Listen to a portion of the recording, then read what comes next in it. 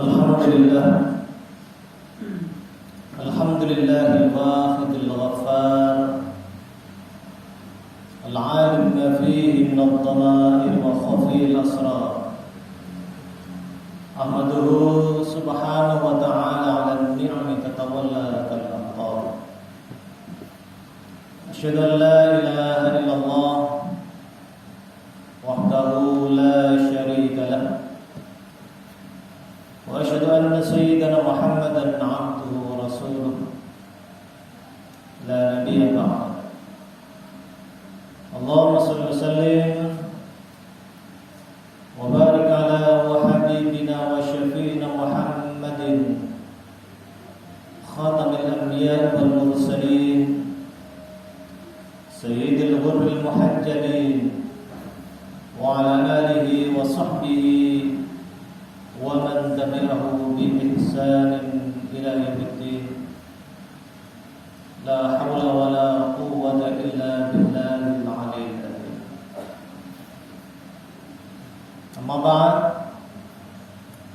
fa ya ayyuhal muslimun rahimakumullah, usikum wa nafsi bi taqwallah wa ta'atihi la'allakum tuflihun. Ittaqullaha haqqa tuqatih wa la tamutunna illa wa antum muslimun.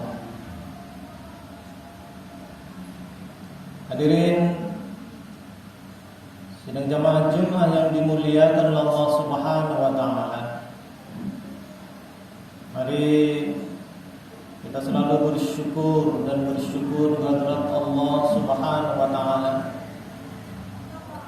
dengan segala nikmat dan karunia-Nya yang telah dilimpahkan kepada kita semua. Mudah-mudahan dengan nikmat-nikmat itu kita mampu mensyukurinya dengan sebaik-baiknya dan memanfaatkannya di jalan yang Allah ridha. Dan kita selalu berusaha menjauhkan diri dari penggunaan nikmat itu untuk hal-hal yang Allah tidak ridha.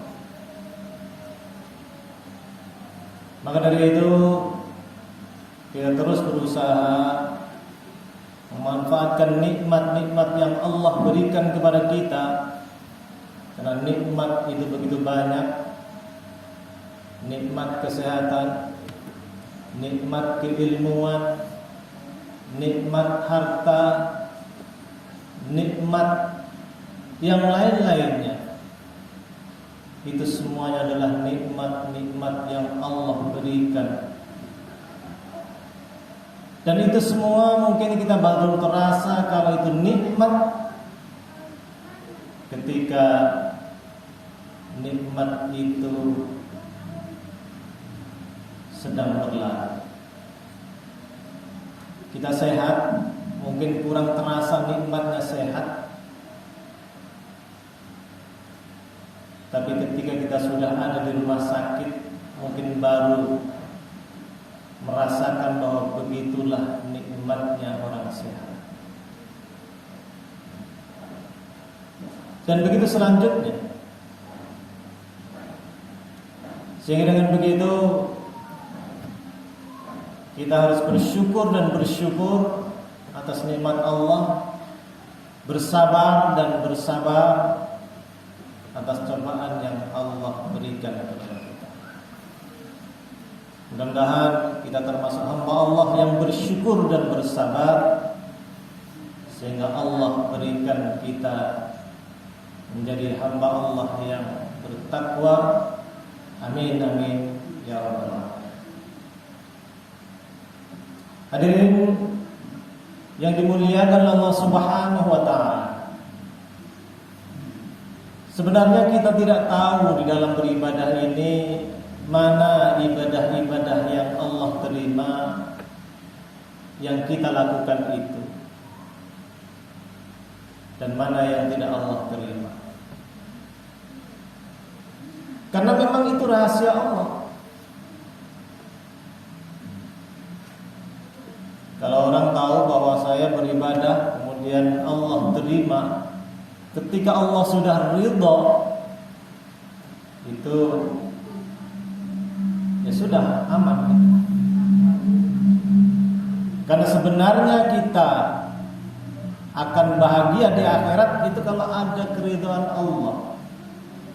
Tanpa keridhaan Allah tidak akan kebahagiaan kita di akhirat. Cuman bagaimana kita mencari mana yang Allah ridha? Ya sulit. Kenapa? Karena memang itulah yang Allah sembunyikan.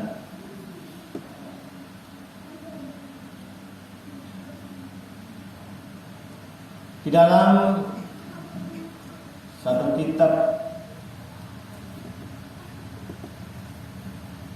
Usulul Ilmiyah wa Usulul Hikamiyah, di sana dijelaskan bahwa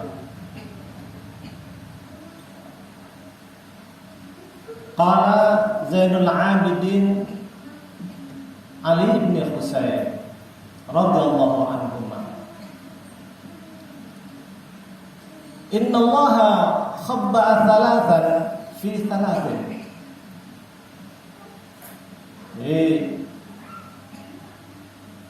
Zainul Abidin Ali bin Husain itu menyatakan dalam satu kitabnya bahwa sesungguhnya Allah itu menyembunyikan khabba Allah min thalathin.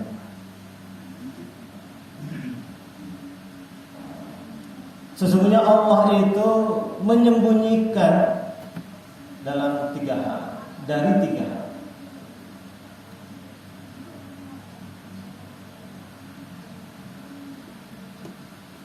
Yaitu adalah khabba Allahu ridahu fi ibadati fala tahqiru min ibadati syai'an fala'alla ridahu fi. Sesungguhnya Allah itu menyembunyikan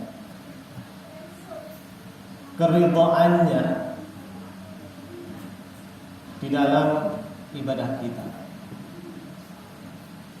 Kita mungkin sholat, kita mungkin juga ibadah-ibadah yang lain, mungkin menolong orang, mungkin kita juga berbuat kebajikan-kebajikan kepada orang lain, kepada keluarga, kepada tetangga dan lain sebagainya. Itu semuanya kita perbuat, tapi khabba Allahu ridha. Allah menyembunyikan keridhaan.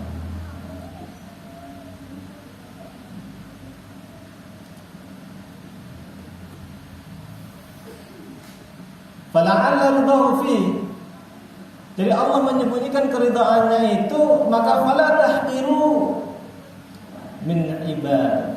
Jadi kita semua tidak boleh menyepelekan ibadah-ibadah kita itu. Karena kita tidak tahu mana yang Allah ridha, mana yang Allah terima, kita tidak tahu. Mungkin ada ibadah yang kecil yang kita lakukan tapi Allah terima, Allah ridha. Alangkah bahagianya kita. Pas ibadah yang nampaknya sepele, tapi itu Allah ridha.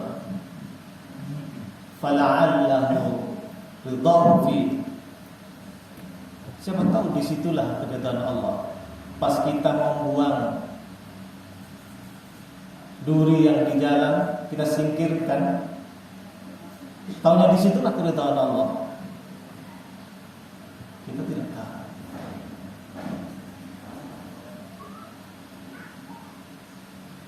Karena hal ini juga ada dijelaskan dalam satu kitab, dikatakan bahwa Imam Ghazali, kita tahu Imam Ghazali itu terkenal dengan ulama yang pandai. Dia mengarang kitab berjilid-jilid. Begitu banyak karangan kitabnya, begitu banyak juga ibadahnya.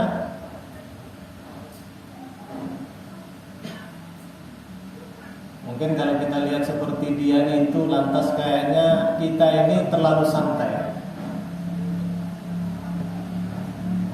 Kita ini terlalu santai dalam hidup di dunia ini. Kalau kita melihat seperti ulama yang seperti itu, bisa menulis kitab yang berjilid-jilid, yang tebal-tebal, begitu banyak. Dia juga masih juga ibadah, dia juga masih juga hidup, berkeluarga dan lain sebagainya. Hampir tiap minggu sekali dia khatam Quran. Rasanya kalau kita melihat seperti itu, kita ini terlalu santai. Saya bayangkan diri saya terlalu santai. Tidak ada hasil apa-apa yang kita bisa perbuat. Dalam satu kitab itu diceritakan bahwa Imam Ghazali itu mimpi. Dalam mimpi ditanya oleh seseorang, "Wahai Imam Ghazali, apa sebenarnya yang membuat engkau masuk surga?" Maka dalam mimpi itu dijawab, "Ya karena ibadah. Karena saya mengarang kitab, saya berdakwah, saya juga beribadah, begitu banyak disampaikan."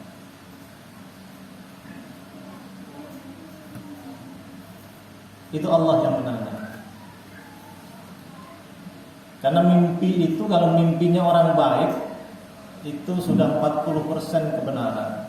Apalagi kalau seorang ulama besar, itu mungkin hitungannya sudah 80-90% itu kebenaran.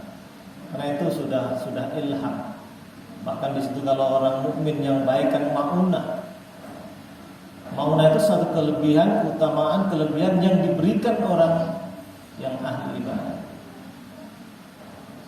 Maka Imam Ghazali ketika ditanya, apa sebenarnya yang membuat engkau sehingga engkau aku panggil, kata Allah, untuk masuk surga? Karena memang ketika orang-orang yang alim seperti itu ada hal-hal yang mukasyafah yang Allah berikan, yang Allah nampakkan. Siapa tahu di antara kitanya juga ada orang yang seperti itu, atau orang yang bisa mukasyafah, kita tak tahu. Sehingga dengan begitu dia jawab, ya itu tadi ibadah saya menulis kitab, saya berdakwah, saya juga rajin dalam bacaan Quran, beribadah, berdakwah dan lain sebagainya. Tidak, kata Allah. Yang menyebabkan aku panggil engkau masuk surga ini adalah karena di saat engkau menulis kitab, mengarang kitab, itu ada lalat yang hinggap di tintamu. Kemudian engkau kasihan, engkau biarkan lalat itu minum tinta yang engkau pakai nulis. Engkau biarkan karena engkau kasihan.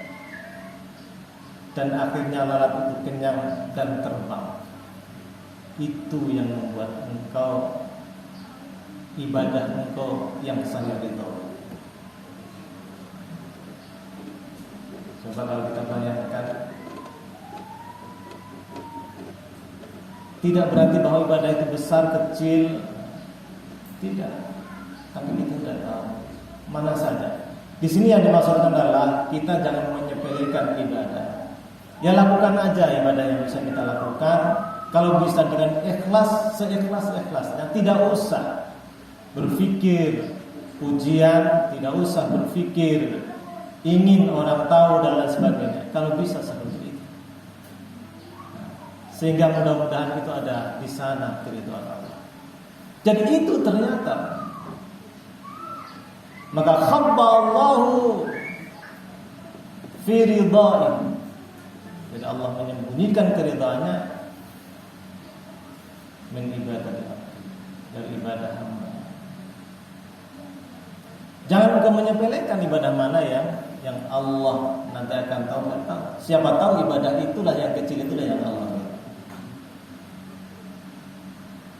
Kemudian wa khabba'a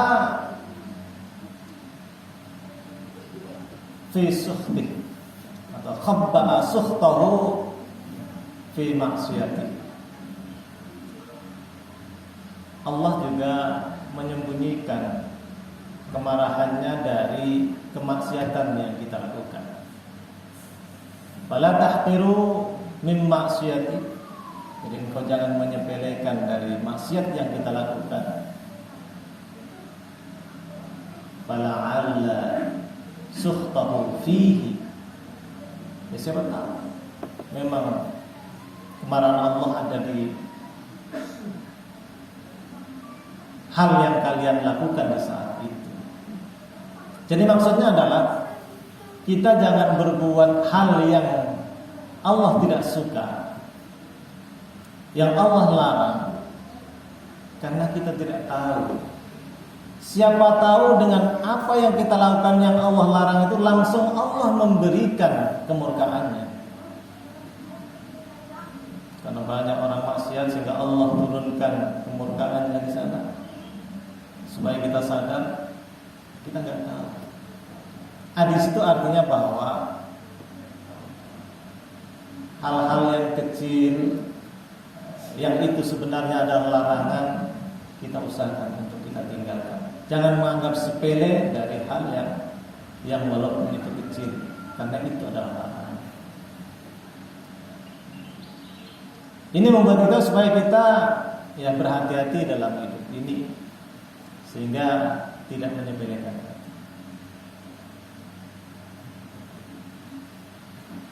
Kemudian juga wa habba'a wilayatahu fi khalqi. Fala tahqiru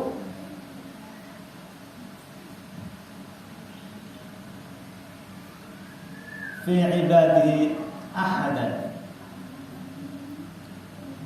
fala'allahu waliyullah.